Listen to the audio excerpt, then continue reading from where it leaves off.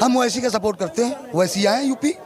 ऐसे लीडर को हम लोग को चाहिए, क्योंकि जो हमारी बात करे। ये हमारी बात कहाँ करते हैं?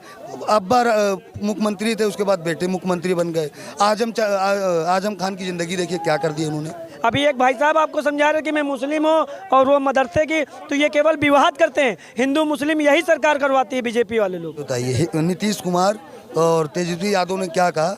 जितनी जिसकी उतनी हिस्सेदारी उतनी उसकी भागीदारी।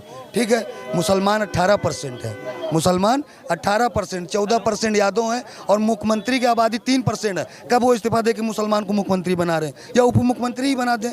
अगर ये मुसलमान का भला सोच रहे, ये कहाँ से सोच रहे हैं मुसलमान का भला?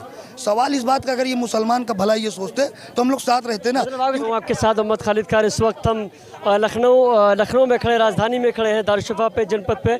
यहाँ पे हमारे साथ बात करने के लिए एक यहीं के समीर अहमद मौजूद है। सर ये बताइए कि इस बार जो 24 को चुनाव है एकदम सर पे है, अभी 5 प्रदेश में चुनाव भी होने वाले हैं और घोषणा भी हो गई उस चीज़ की। सर ये बताइए कि चुनावी मुद्दा क्या होगा? बेरोजगारी होगा, महंगाई होगा, शिक्षा होगा, क्या होगा? पहला मुद्दा, मुसलमान मैं हूँ, मुसलमान की तरफ से पहला मुद्दा है सुरक्षा।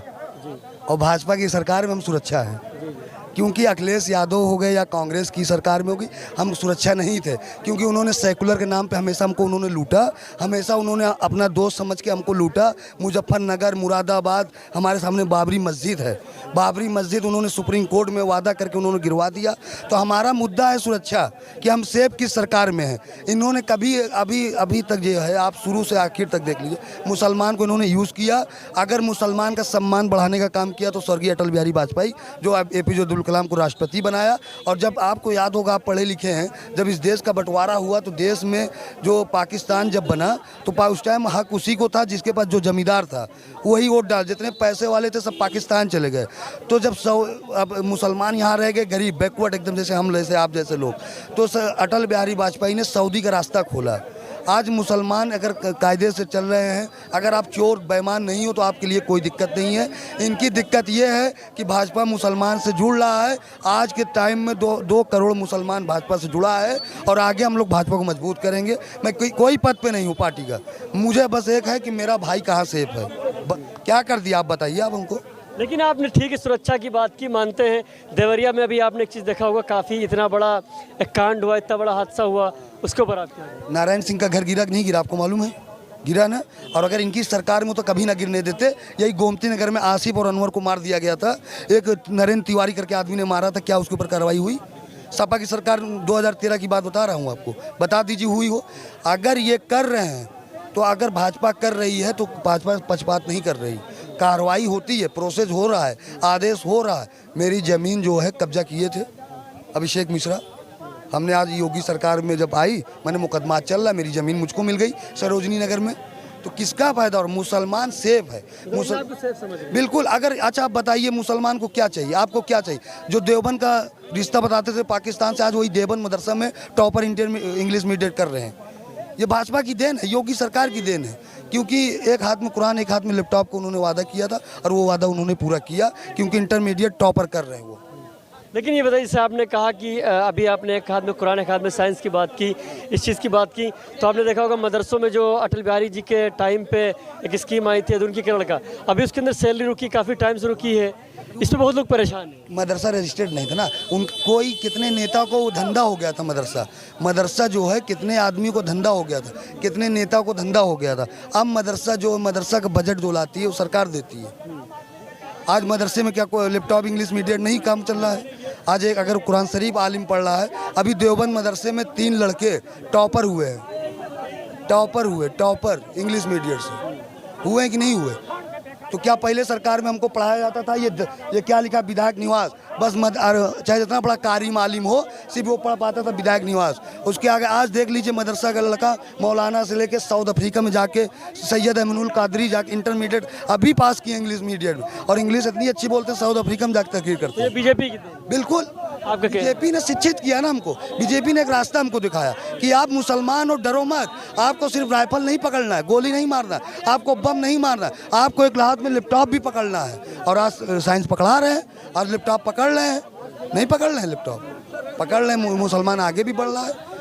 आप देख लीजिए, विधानसभा में 56 वर्कर हैं, जिसमें से 16 मुसलमान हैं और अच्छे पद पे है, कोई रेवेन्यू ऑफिसर है, कोई उप निरीक्षक ऑफिसर है सचिवालय का। या अगर योगी सरकार की देन मुसलमान के साथ पक्षपात कुछ नहीं होता। इन्होंने सिर्फ अपना बाप का गुलाम समझा था कि हमारे ये जागीर हैं, ये हमारे पीछे झंडा का नारा लगाएंगे। बस अब मुसलमान जाग चुका है, अब इनका नारा लगाने वाला जय समाजवादी वाला नहीं लगाएगा। उसको चाहिए सुरक्षा। अगर मुझे 10 रुपये महंगी मिल जाएगी मैं कर लूँगा, मगर मैं जिंदा रहूँगा तब ना। ये मुजफ्फरनगर दंगा करा देंगे 63,000। मैं कह रहा हूँ इन मनहूसों की सरकार मुझे नहीं चाहिए। कांग्रेस हो गई, ये बसपा हो गई, समाजवादी पार्टी हो गई। अगर दुर्भाग्य से अल्लाह न करे, 100 बार अस्तगफिरुल्लाह, अगर अल्लाह न करे कि ये कांग्रेस जीते, अगर ये जीत गई तो इंशाअल्लाह मैं आत्महत्या कर लूँगा या अपने आप को जान दे दूँगा। क्या नाम है आपका? भैया हमारा नाम तो है गोलू कश्यप। ये बताइए कि 24 के चुनाव सर पे है, तो इस बार जो है आप किसके रूप में प्रधानमंत्री को देखना चाहेंगे? राहुल गांधी, प्रधानमंत्री नरेंद्र मोदी जी को, या योगी आदित्यनाथ जी को, या अखिलेश यादव? देखिए राहुल गांधी, पहली चीज़ तो उनका नाम लेना भी जो है हमें लगता है कि आपके चैनल पे जो है बिल्कुल बेकार है। उनका कोई मतलब ही नहीं है। जो आदमी ज़मीन से ना जुड़ा हुआ हो उसको क्या पता गरीबों के बारे में। बैरन तो लगा रहे हैं।